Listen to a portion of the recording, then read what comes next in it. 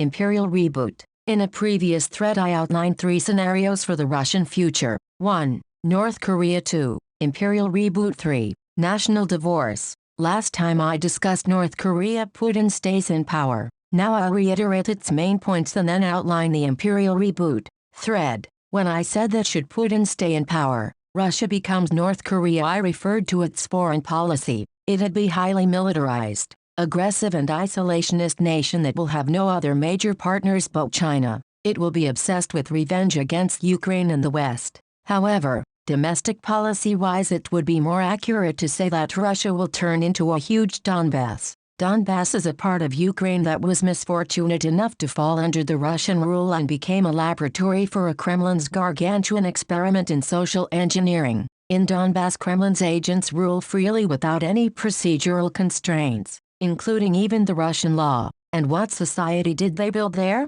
Well, a hypermilitarized kleptocracy. Donbass experiment worked out so well that now it's likely to be scaled up in entire Russia. Donbass is now a fully militarized statist society. There's almost no private sector. Locals must either work for government enterprises, for food, or serve in Donbass army, for better wage. You have no choice but to toil for pro-Russian warlords or to shed your blood for them. There's no law in Donbass. People have no protection against the arbitrary rule of pro-Russian warlords. There's obviously no place for dissidents. Those who object will just disappear. People are purposefully kept in poverty so they can be better used as workers or cannon fodder. Russian sources paint grim picture of a World War I-style war in East Ukraine. Z forces do frontline attacks on fortified Ukrainian positions again and again. They suffer huge losses with almost no progress, but commanders keep sending them in frontline assaults. As Strelkov points out, now whom are Russians sending to these frontline attacks?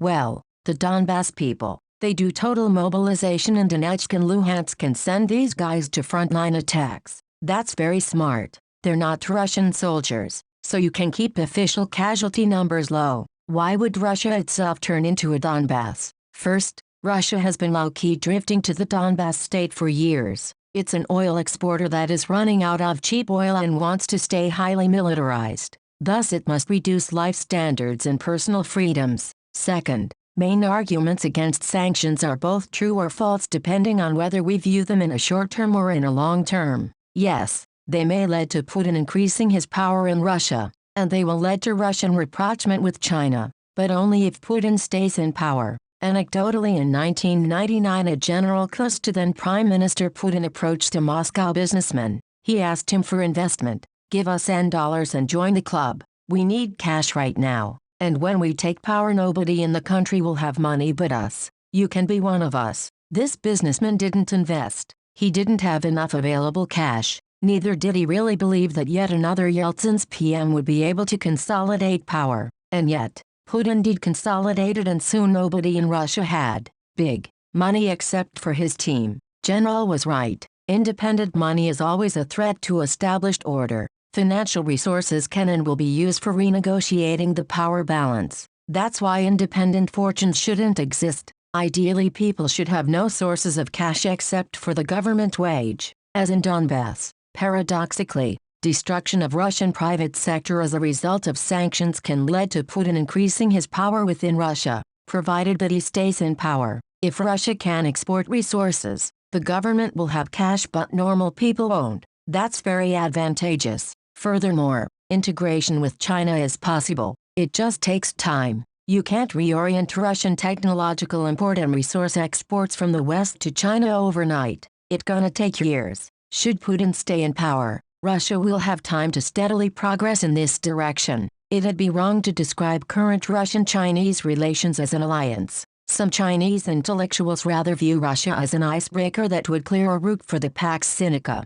Putin's invasion of Ukraine could distract the US for 15-20 years. America being preoccupied with Russia, China will have time to grow stronger to play a more important role in the construction of the New World Order. Russia isn't a Chinese ally, it's a Chinese icebreaker. Now the third reason for Russian turning into Donbass is that should Putin keep power, Russia will be obsessed by revenge and revanche. Russian public opinion absolutely will view peace with Ukraine as huge. Putin's death ushering it already does. There will be lots of revanchist pressure. Consider this interview with the mother of a National Guardsman KIA. She admits she didn't think much about Ukraine before and operation went wrongly. But, if so many boys died, we can't stop now. We should continue, till the victory. She won't accept her son died in vain. Well, technically he didn't. A grieving mother gets 7,441,000 rubles plus monthly allowance. But she also needs clear consciousness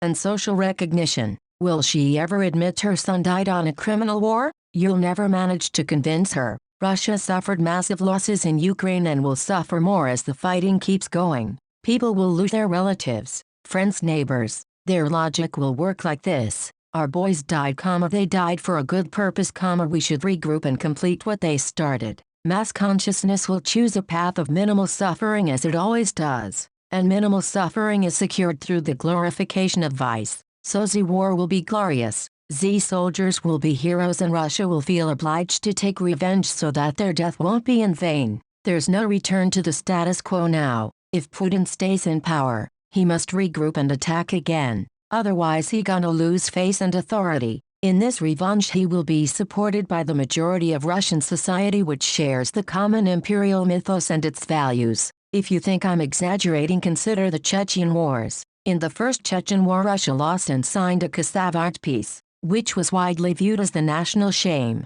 So in a few years Russians regrouped and attacked again to restore their imperial honor and pride. Prime Minister Putin's invasion was widely supported by the political establishment. Chubais fully endorsed the war. I truly think that today in Chechnya we are solving not the Chechen question but an incomparably more important one. Russian army is being revived in Chechnya. A revanchist war is a return to normal. It is a way to solve domestic problems and restore our mythos. We can't just accept we've been defeated by a former colony. We must return and finish what we've started. Russian mythos doesn't allow to accept defeats and demands a revanche. Putin could consolidate his power because he went with the flow. He acted in accordance with the Russian imperial mythos. That allowed him to quickly consolidate his power. A no-name became a national leader in just 5 months because he took revenge for a Russian defeat. Like Chechnya, Ukraine is a former Russian colony which complicates everything. If Russia accepts a defeat, it will shatter Putin's mythos and undermine Russian imperial mythos as a whole. While victory is all-redeeming, a defeaturing will have the opposite effect. That's unacceptable. Consider comments when Russia decreased military activities on Kiev and Chernihiv directions. That's ununderstandable. Haha, they ran out of money for war. They'll retreat by May 9 to organize the victory parade America won. Putin's approval rate dropped. No step back. No step back. What are you doing? We pushed the Nazis a bit and that's it? In 3 years we'll need to fight again? Putin, blink if they have captured you. What for did we lose so many boys, so many broken lives? So many kids, women, elderly died. And it was all in vain? That's it. Putin's power is over. That's a treason of our boys. Shame. Everyone will reject you. Negotiators. Ukraine confirmed its aspiration for neutral non-nuclear status. But it had same status before. What a crap. And now they have aspiration. Now that's a shame. That's how Putin's core supporters feel. They don't view results as a victory. They perceive it as a shame. Putin rose stakes too high and his demands for neutral non-nuclear status are viewed as a domestic policy tool. He needs to present a victory, but nobody believes he's won. Долго войну не выиграть или там не завершить эту операцию заявленными целями мы просто не можем, потому что в конечном итоге приведет иначе к гибели самой России. Если в ближайшие дни не высаживаются на побережье Черного моря и не подходят к Одессе, тогда я не понимаю, зачем это надо было. Если все для того, чтобы признали Крым, или для того, чтобы признали Луганскую и Донецкую область, а Луганскую область еще до конца не освободили, 2 недели боев. Славянск еще не освобожден. За 2 недели? 2 недели можно было дойти до Львова и обратно. Славянск нет. I don't know. Это те вопросы, которые есть. Куда это идет? Начинать операцию только для признания Крыма? Признание Крыма и дальше что? Ни одни санкции не будут отменены по отношению к России. Конечно. Вообще, при чем тут санкции? Какой смысл? В том, что Зеленский скажет, что ну хорошо, я подписываю, черт с вами, задавите с Крымом. Да, его же парламент это не одобрит. Миру на это вообще наплевать. Мир все равно скажет, а мы не признаем, и все. Вы просто его вынудили. А зачем это надо не было дает тогда ничего. из-за Крыма? Из-за Крыма надо было брать Херсон? Apart from people lamenting current results as a shame and a defaturing and calls for continuing the war, we see here a very smart and realistic comment. One commenter mentioned that Putin will retreat by May 9th. Why May 9th? Because it's a victory parade commemorating the World War II. That doesn't mean that Putin will retreat by May 9th. It means May 9th commemorating the end of the war with Germany is a benchmark. It's a deadline that exists in Putin's head and the heads of other Russians. Some sort of resolution must be achieved by that date. That makes total sense. Russian military operations have been often motivated by the need to meet symbolic deadlines. For example, Russians suffered enormous casualties during the siege of Plevna in 1877 because commanders wanted to take the fortress by the Alexander II's name day. There's a huge kurgan near Plevna. Corpses haven't decomposed there yet to cheer the Tsar in his name day. They killed many thousands of their own. A name day pie with the human meat as a gift to the emperor. Alhin's poem on the siege of Plevna. Back then, Russian state cult was largely centered around the emperor and his family, so military operations were planned in a way to achieve strategic success by some family holiday that was a symbolic deadline. That was suboptimal military-wise but very efficient state cult-wise. Now what constitutes Russian state cult now? I believe this Russian nationalist account summarizes it pretty well. It is the cult of World War II, which is called Победа, being possessed by the victory in Russian. That's indeed a form of ancestral cult. Cult of the dead. That's once used to be predominantly Christian, but then it was violently secularized by the communists. So what do we have after this Bolshevik de-Abrahamization? Paradoxically, getting rid of Abrahamic values. Russia didn't move forward. It has fallen millennia back. Being violently de-Christianized, Russia didn't enter the era of progress and reason. Instead it fell back to the Neolith. Russian cult of World War II is a form of a Neolithic ancestral cult. It is thoroughly cleansed from any Abrahamic values and centered around the worship of the dead. World War II cult became Russian state religion for two reasons. First, people didn't believe in the bright future anymore. When Soviets were sincerely building communism, World War II wasn't worshipped. But by the times of Brezhnev, nobody believed we are building communism or any future at all. If a country is building its future, people will be obsessed with it. But if we don't, then we'll be obsessed by the past. World War II cult is literally the past devouring the future. It's a form of ritual cannibalism interwoven into the ancestral cult. Russian society is indeed highly tolerant to war casualties in the context. That's not wrong. But who exactly is tolerant to casualties? The elderly. Fascist warmongering dead-worshipping babushkas and dedushkas are more than willing to sacrifice their youngsters for the victory. Русский солдат не может умереть, не выполнив приказ. До тех пор воина не берет ни пуля, ни огонь, ни чума. Я смерть. Я пришла твоего бойца забрать, старшина. Не отдам. Не было такого приказа. Врага бери. И в эти часы отступает смерть, довольная тем, что ей хотя бы врага подарили. И падает враг, изумленными голубыми глазами, выхватывая напоследок у жизни огневое зарево солнцепека в небе ночном. И знает смерть, что придет она и за тем, кого сейчас брать старшина не велит.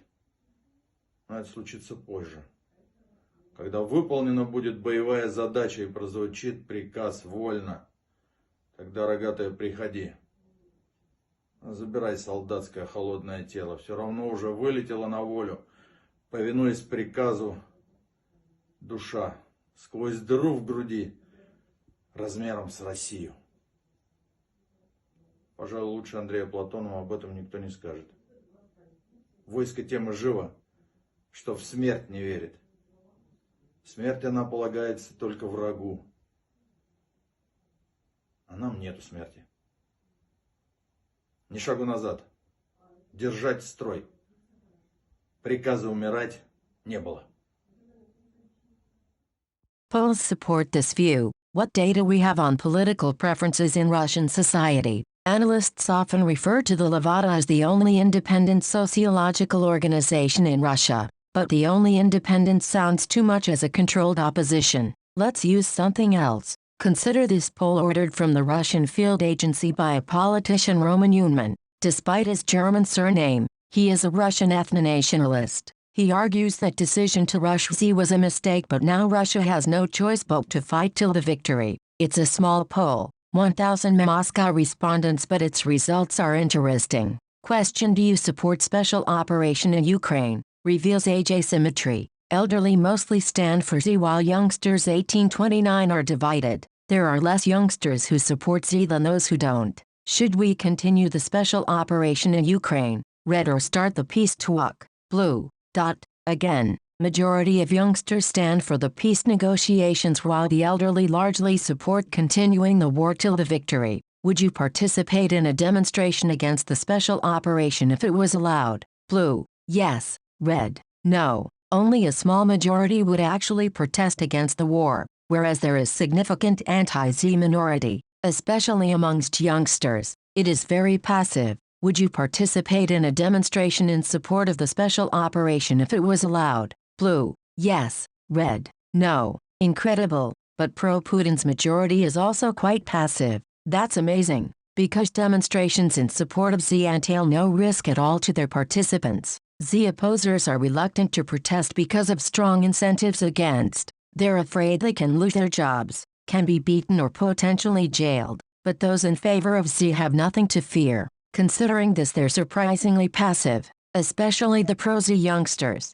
Will special operation increase probability of political upheavals in Russia, coup, revolution, etc.? Blue. Yes. Red. No. Youngsters believe that Z war makes regimes fall more likely. Even young Z supporters think regime is now more fragile. The elderly believe it's robust. By the way, a point most agreed with across all age groups is that Kremlin will manage to neutralize the economic damage inflicted by sanctions. Blue. Therefore, if Kremlin fails to do so, it will further delegitimize the regime. People gonna be disappointed if their life quality drops. As we see from this small yet revealing poll, it is the elderly who most unquestioningly trust Putin and support his Z war. Youngsters are much less enthusiastic, which creates a major problem, because it is the less enthusiastic youngsters who have to risk their lives in Ukraine. Strelkov talks about professional soldiers contractniki refusing to leave to Ukraine en masse. When ordered to war,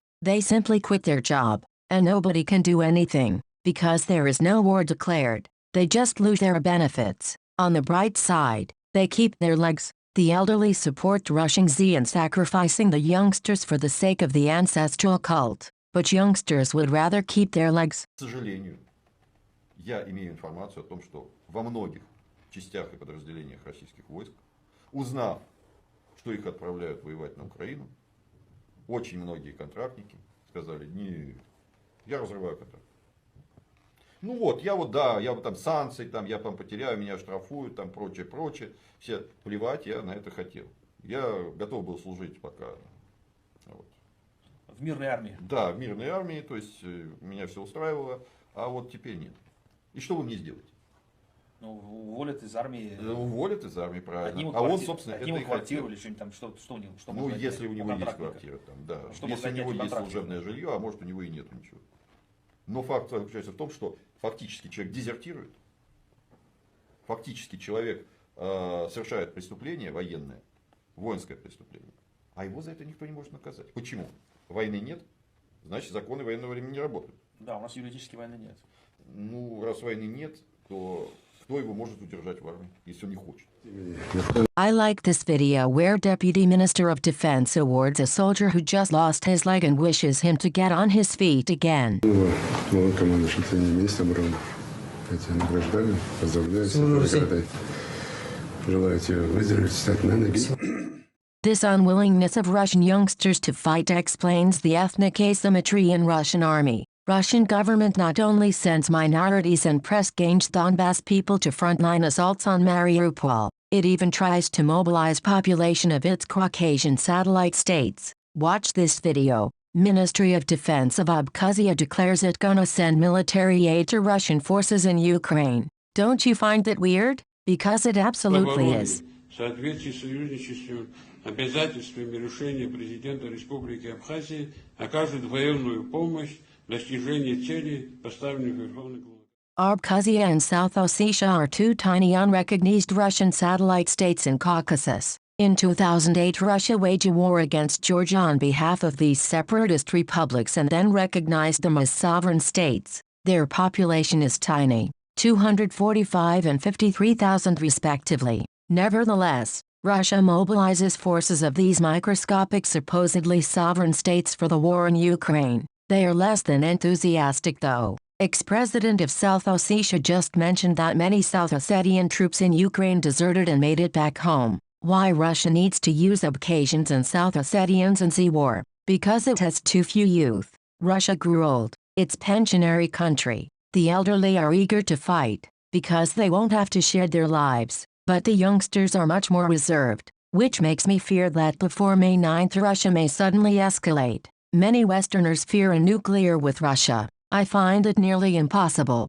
Putin is not that crazy. There are of course a lot of mad chicken hawks. This MP D.Education suggested nuking Azerbaijan oil industry. Это реальная сегодняшняя опасность. И если не наказывать за это жестко и однозначно, зачем нам нефтяная промышленность Азербайджана? Простой вопрос. Она не нужна, а она крайне уязвима. Если люди не понимают слов, то, вероятно, им придется начать понимать дело. Если мы этого не сделаем, нас не будет, понимаете? Вопрос стоит только так. D.Education was immediately rebutted by Putin's press secretary Peskov and made to apologize. This tough guy just called for nuclear strikes but started humiliating himself and crawling on his knees straight after being rebuked by the higher-ups. Very typical. Пресс-секретарь президента и Верховного главнокомандующего Российской Федерации Дмитрий Песков абсолютно прав в своей рекомендации ко мне умерить эмоции и не наносить ущерб российско-азербайджанским отношениям. Я в полной мере выполню, разумеется, эти рекомендации. It shows that contrary to the somewhat popular beliefs, Russian leadership is not aiming to raise the stakes indefinitely. They still want a positive outcome for themselves. But if they don't win by late April, they may escalate to get some victory by a symbolic deadline. I've just discussed the North Korea Donbass scenario when Putin stays in power and the symbolic benchmark of May 9th that will probably play a huge role in Russian military planning. It is the deadline by which an impressive victory must be achieved to save Putin's face and power. Alternative scenario would be some liberal oppositionary taking the place of Putin. Such an oppositionary will be widely considered as a savior or a redemptive figure. Some would consider this change of a bad czar for a good czar to be a sign of Russia's fundamental reform. I disagree. This wouldn't mean any profound transformation of the imperial order. To the contrary, it would be an imperial reboot. Empire would be able to start anew with its reputation cleansed and its structure fundamentally unchanged. Same order, just new at power. One issue with Navalny is his nationalist background. His chief of staff of Leonid Volkov accused me of publishing fake screenshots. I am absolutely ready to accept my responsibility and debunk my lies if they are really fake. But before that I'd ask Volkov to clarify his position. I published 3 screenshots ascribed to Navalny. 1. On Georgians and rodents. 2. On Jews and faggots. 3. On Belarusian language and Kachi. Leonid Volkov, could you please give your version? Which of these 3 supposedly Navalny's quotes are authentic and which are fake? Let me clarify my stance. The nationalist background of Navalny is not a problem. The problem is that he's striving for the supreme power in a country which has absolutely no checks on a supreme power. He might have totally changed, but that doesn't mean he should become a czar. But if Navalny is not good enough to become a czar, then who is? And the answer is, nobody. It's not the personality of a ruler that is a problem. It is the enormous concentration of power in Kremlin, and Kremlin here stands for the Russian imperial egregore. Many think that problem is in the personality of Putin. Some even berate Yeltsin for choosing the wrong successor. That's stupid. All three last PMs of Yeltsin, Primakov, Stepashin and Putin were state security officers. Yeltsin knew exactly what he was doing. The problem lies in Russian institutions and in Russian culture. Let me show you an old interview with Putin's old boss Sobchak, then St. Petersburg mayor. Sobchak was a well-known liberal politician, founder of the Movement for Democratic Reforms. That's liberal politician Sobchak discussing the Ukrainian problem in 1991. This interview shows a deep-rooted imperialist mindset under a liberal disguise. The metropoly will weaponize any ideology to assert its dominance over the colonies. Any rhetorics will serve the empire. И более того, я считаю, что сегодня мы получили наиболее опасный симбиоз. Симбиоз бывшей партийной номенклатуры, причем мы же с вами знаем, что на Украине коммунистический режим носил наиболее заскорузлый, щирый, я бы сказал, характер. Меня больше всего беспокоит этот симбиоз крайних националистов с такой номенклатурой, консервативность которой была очевидна для всех. А сегодня они очень быстро нашли друг друга. Если вы обратите внимание, в речах руководства нынешней Украины ни слова о правах человека, о правовом государстве, они все начинаются и заканчиваются словами о независимости. И теперь мы видим, какую именно независимость они избрали. Для этой их независимости, оказывается, прежде всего нужна армия. Армия, которую они бы сколотили в как можно более короткие сроки. Затем им понадобился еще и Черноморский флот. Но я не сомневаюсь в том, что завтра они предъявят соответствующие претензии, да уже, собственно, предъявили и на ядерное оружие. Республики-учредители, которые вошли в состав Союза в 1922 году, после того, как они сами же аннулировали договор 1922 года, должны вернуться в те границы, в которых они вошли в состав Союза. Все же остальное, все остальные, так сказать, территориальные приобретения, это предмет для обсуждения, для переговоров и для принятия решений, потому что аннулировано основание. Нельзя допускать, чтобы Украина уже создала такую армию, которую, если она создаст, она обязательно пустит в ход. Я в этом ни минуты не сомневаюсь и считаю, что сегодня мы закладываем мину под...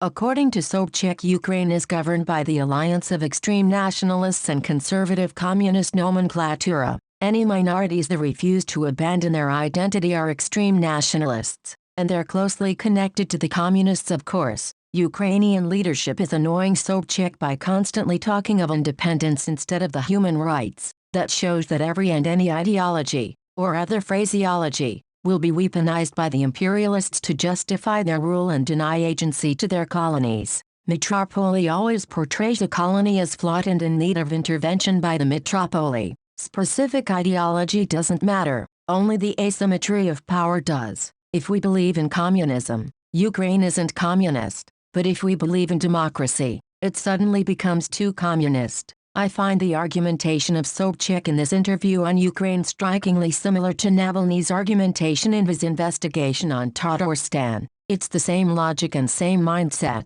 Let me give you some quotes from Navalny's paper. Tatarstan is a place where there emerged a real sultanate, khanate, tsardom. Notice their vocab. First they say sultanate and khanate and then use politically correct tsardom. The problem with Tatarstan is that it is an oasis on non-Russian statehood within Russia. Commenter see Navalny's message. Tatarstan is Asiatic Republic. They're okay with Khan swimming in gold, if the rest of the people get something, and they get.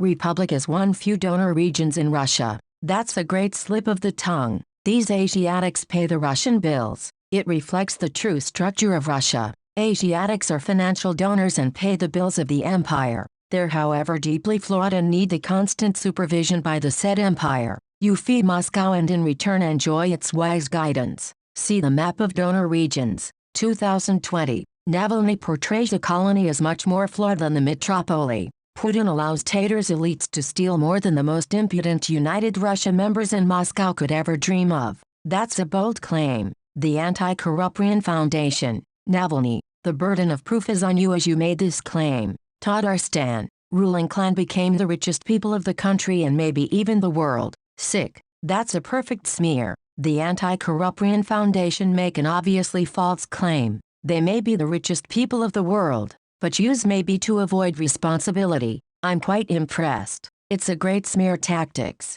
You make a claim that you know to be false, that a ruling clan in a Russian region may belong to the richest people of the world. But since you don't technically assert that, you bear no burden of proof. Navalny claims that Tatarstan President Shameev stood at the origin of the United Russia Party. That's a lie which sheds Navalny's strategy to blame minorities for Putinism, which sheds a light on what he's gonna do once he gets absolute power. Shameev was indeed one of key figures of a certain political party, but it wasn't the United Russia. It was a party fatherland, all of Russia, which united most of regional elites. It was a party led by ex-Prime Minister Primakov, and 84/89 Russian governors supported it. In late 1990s, 3 prime ministers founded their own parties after being appointed as a prime minister. Well, technically Primakov did it after having been fired. Primakov created Fatherland, all of Russia, Chernomyrdin, our home Russia, and Putin founded Unity. Putin's Unity didn't support of regional elites.